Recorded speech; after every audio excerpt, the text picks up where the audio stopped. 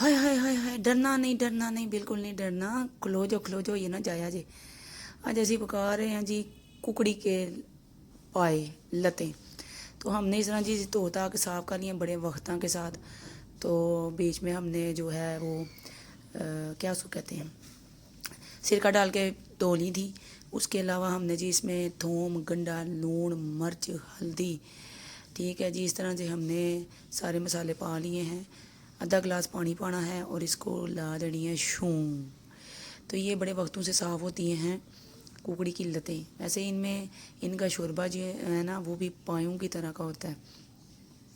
तो इनके नाखून नूहन उतार लेने हैं, पंजे पुंजे साफ कर लेने हैं, धो लेने हैं गर्म पानी के साथ। और चंगी तरह जो है वो इनको वड वुड लेना है, लकुन दो भी कर लेने हैं ताकि इनका असर सही तरीके से निकल जाए।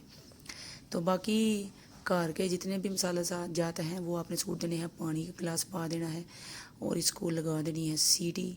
सीटी लगानी है आपने तकरीबन 7 to 8 मिनट, 10 मिनट भी कर लो तो कोई नहीं, ठीक है। तो ये है कि इससे ये गल गुल जाएंगे।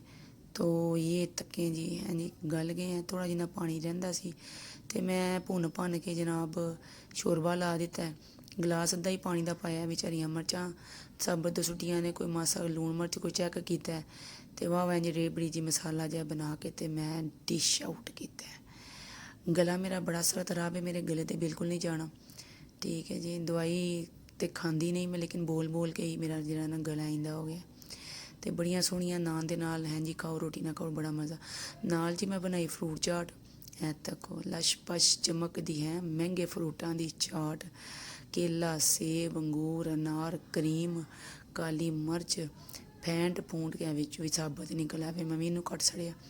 तो इस तरह जी हमने मिक्स कर ली जो है वो सारी फ्रूट चाट, जिसमें हर किस्म का आप फ्रूट जो है वो शामिल कर सकते हैं। क्रीम के साथ ही इसकी वैसे टेस्ट जो इसका आता है। बाकी इसमें काली मिर्च आप डालें हैं जी।